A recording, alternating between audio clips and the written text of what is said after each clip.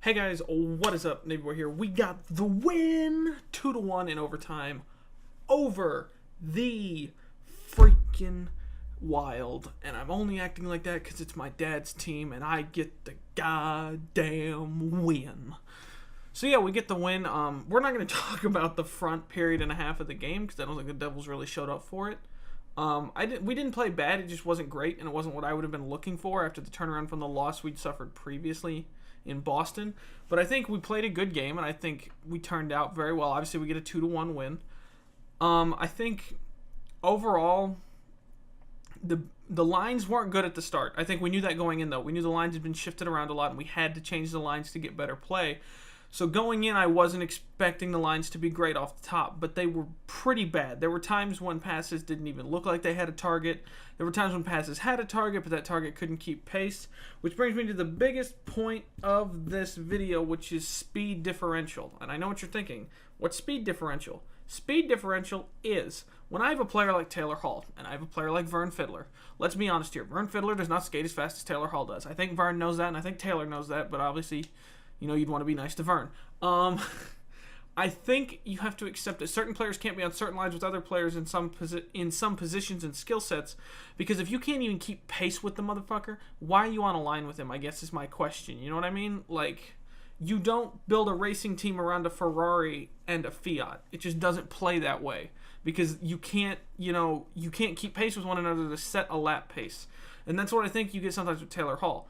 Now, does that mean we had bad lines all night? No. I think we can all agree the second half of the third period, that last set of line changes we made, those lines were great. I think they played well. I think they did very well. And I think overall those lines could move forward and be good lines for the next couple of games. I think they could survive against teams like Phoenix and Chicago and Tampa Bay. And I think we can correct what went wrong previously against Tampa Bay going into our second matchup with them a week from tonight. I think my biggest issue tonight was, again, passing and the speed differential thing. So, but again, I didn't think it was a bad game. I don't think we've played horrific games this whole season. I don't think that's been the case. Last season, that was the case sometimes, where it was just like, oh, for the love of God, like, just do something. You know what I mean? Take a penalty, but make it stop. But tonight, I think we played good, and I think we played overall a good game, but I think it got better at the end of the third period, as well as P.A. Parento getting another goal, so I think that's always good. He's a pretty awesome guy. He is not going to be my MVP of the night. My MVP of the night is going to be Bo Bennett, and I know what you're thinking. Oh my God, he missed a breakaway. But he got a breakaway, and as a rookie player to come in and make a play like that, be a younger player even and make a play like that, where you rush and you got best two of them, and then when they were wrestling with you, you win the wrestling match, I think I'm okay with that, and I'm going to give him my MVP of the night overall. Even though P.A. Parento and Taylor Hall obviously scored the two goals that made the most difference, I think Bo Bennett set a good tone tonight.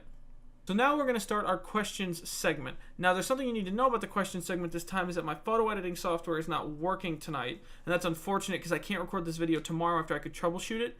So I need to do this now. So the questions will not pop up on screen as you're used to seeing them do.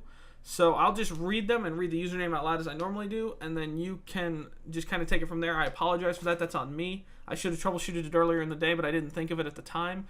And it didn't start to happen until I sat down to obviously edit that photo down to where it was just those comments individually. So we're going to go into it, and I'm just going to read them this time, but I'll get it fixed for next time. You have my word. Our first question comes from Galley341. He says, goal scoring for New Jersey is low, but these Devils are creating more shots, chances, and offensive zone time than they have in the last 2 years. Why can't the Devils score? Are they just unlucky in shooting percentage, or are they not creating enough quality scoring chances? I think if you watch the MSG broadcast tonight, Ken Danico touched on this a lot, and so did John McClain, and it was sustained pressure. We get more shots, but they're hit-and-run style kind of shots. We get like a shot off, and then we're back in our own end. And I think, at a certain point, you have to be able to set up passing plays where you can cycle around the zone. Now, do I expect them to be a team like Tampa Bay? Again, no. We're still rebuilding. That needs to be noted. The lines are a proof that we're still rebuilding and figuring out this new team. But I think tonight was proof that we can build a system that works. And a couple of times we did actually cycle the puck really well. But we're just not doing it as consistently as we need to. So if we can get consistent offensive zone time, more consistent and more quality like what you had said, Gally, in your question, I think we'll see more goals, but overall I'm not against playing low-scoring games where we just get the good goals that matter. But you're right. I don't think highlight reel goals are what we need to be shooting for. We need to get a lot more of those dirty, in-the-trenches kind of goals. So I would say that some of it is luck, but a lot of it is just not shooting enough and I think being almost too generous with the puck with each other sometimes. Our second question comes from Breakfast on Monday. He says, what personnel will Hines use to make up an effective scoring line? Is Bo Bennett playing well enough to justify being in the lineup? And what will the Devils do about their weakness on the right wing? I think I'm going to start from the bottom of your questions and work my way back up. I think the right wing is not the only primary issue, and I know that sounds kind of odd. You would think the primary issue would be alone. I think the right wing is one issue we need to address, and I think it can be addressed by the line switching. So if we get the line switcher on, the right wings will fit in better on different lines, and from there we can make an overall better system to play around. Do I think Bo Bennett is playing well enough to justify being in the lineup? If tonight is the sign of a new Bo Bennett, then yes, I think he deserves another chance. But if he doesn't stay consistent at the level he played at tonight, then no, I think he should be moved and someone else should be given a chance. But for right now, I'm okay with him being in the lineup where he's at. What personnel will Hines use to make up an effective scoring line? I think we saw it at the end of this game. I really do. I think, again, those lines we saw at the end of the game, P.A. Parenteau being where he was, and, Taylor Hall and Adam Henrique being in overtime. I think those two could work together again on a line themselves, but again, they need a better winger to sit with them, and obviously DSP was not that guy. And it comes down to speed again. Adam Henrique and Taylor Hall are the two of the fastest guys in practice, and if that's going to be the case, they can't have one of the slowest guys on the team, on their line with them. That doesn't make DSP a bad player. He's just not as fast as they are. And it's just unfortunate because he has good skills and stuff. But if you can't keep up with them, you're not that good on the play.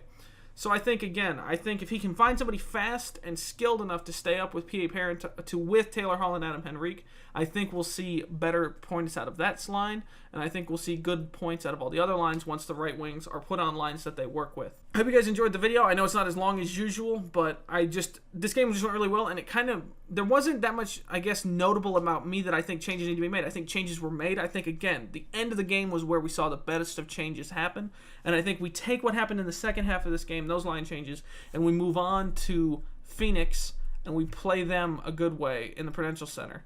Also, big note to what happened before the game, the Marty Brodeur salute statue was unveiled. I know I'm saying this at the end of the video, but it was unveiled, and that's a cool-ass statue for one of the, if not the greatest Devils of all time, as well as the fact that Scott Stevens was back in the building as an assistant coach for the opposing team, but they did something very special for him, and I'm very happy to see that.